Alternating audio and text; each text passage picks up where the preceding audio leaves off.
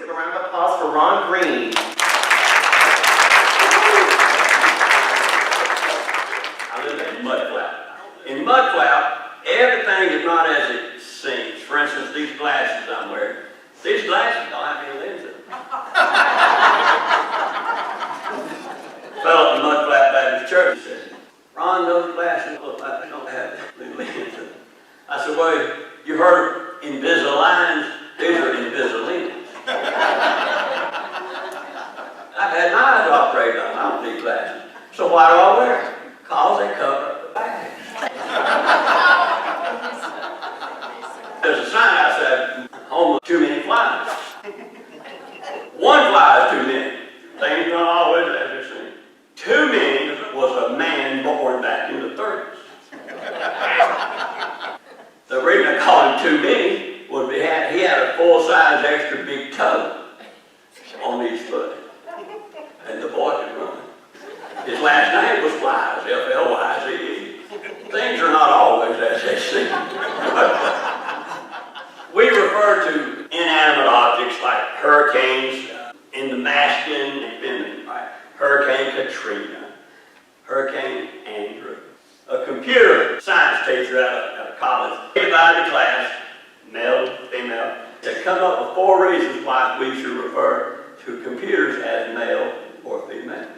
The men gave the following reasons why computers should be given feminine gender. Other than their creator, no one understands their internal logic. When computers speak with each other, they communicate in a code that only they can understand. Oh, I can say amen to this. Woo-hoo. As soon as you commit to one, you end up spending half your paycheck accessorizing it, disguised as upgrades. Every mistake you make is stored on their hard drive for later retrieval.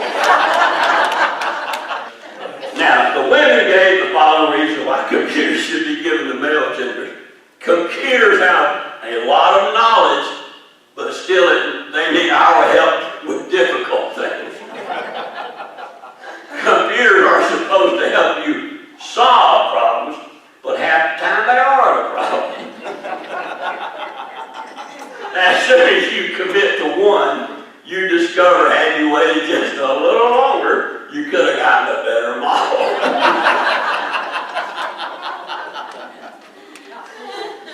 In order to get them to solve any problems, you must first turn them on. I'll say amen to that. I have the most wonderful wife in the world. Her name is Ruby Kay. But I met her on a Saturday, talked to her for about 30 minutes, asked her to put a date for the following Saturday, on that date for the following Saturday, on that date for the following Saturday, and on that date I said, Kay, I love you, we married in 15 days.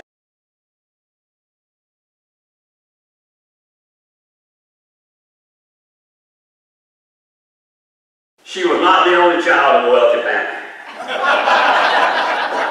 They studied 2 things, Southern gospel singing and basketball. Now, for some of you basketball players, you'll pick up on this. When she turned 15 years old, Kay goes to her daddy. Daddy, would you teach me to drive? Honey, you take the ball and head for the basket.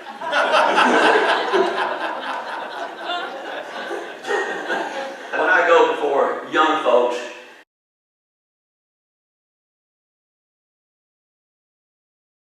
I have so many scars on my knees. Looks like I got into a knife fight with a midget. Every now and then I'm going to stop, pause, stammer around. You're going to think how Ron Green has forgotten his routine. You'll be correct on the same day Hillary Clinton takes a polygraph and the machine does not burst into flame. Now, if I've been told to Democrats, you'll be correct on the same day Donald Trump calls a press conference and says, I made a mistake. Fact of the matter is, I stammer, I stutter. Runs in my family, I have 2 cousins. When we get together for family reunion, it takes us 30 minutes just to say, hello, all right? Now, Kay, very innocent, very naive when we married. She requested we keep the lights off for our wedding night. So I'm probably the only groom who ever spent his wedding night with a flashlight in one hand Magnifying glass, yeah. What is it that old men and pregnant ladies have in common? This song answers the question.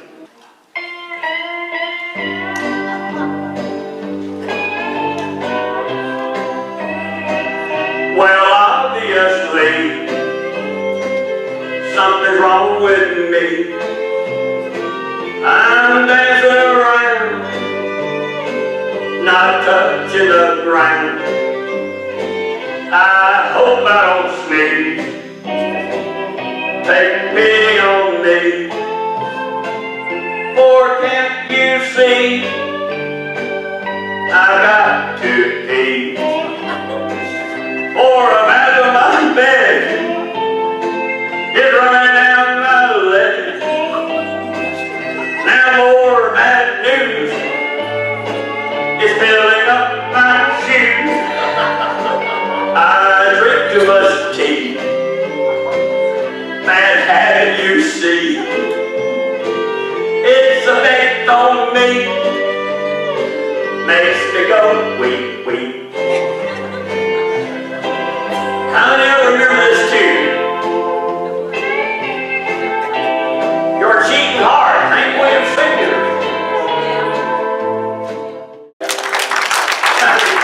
Y'all were very brave. As I mentioned, Kay was so innocent. In high school, the English teacher gave her the classy assignment, the scarlet letter. She thought it was an actual letter written in red. So, do I tell jokes or do I tell true stories? The difference between a joke and a true story is that the joke is always based on just something crazy, like a horse walks into a bar, the bartender asks a joke. Mine are actual true stories that I can document. You can call these folks up and ask them. Here's one of my favorite right here. Cousin Charlie's funeral. We all have an individual in our family who marches to the beat of a different drum. Some people say that's Ron Green. Nothing compared to Cousin Charlie. Charlie is not even in the same parade. I lost track of him. Got word that he had passed away. Put on my best son to go to meet the suit. Made the 6-hour one-way drive down to northern Florida. Located the funeral home out in the middle of nowhere. Small chapel. Walked in, there was a sign, Charlie Johnson. Heard voices. Opened the pocket doors. And I had 60 sets of eyes looking at me. Now folks, it takes a lot to make Ron Green be quiet. It takes a lot to catch my attention. But I was dumbfounded. I was frozen because until I opened those doors, I had no idea Charlie was a member of a nudist colony.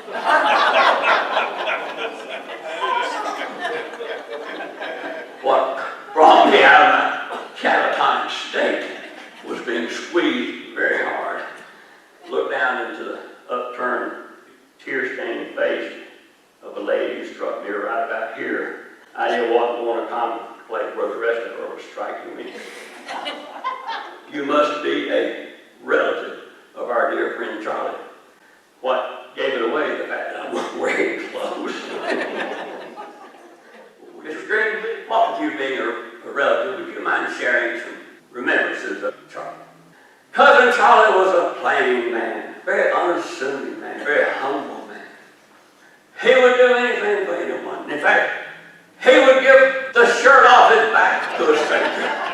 And apparently his socks, underwear, and pair of pants too.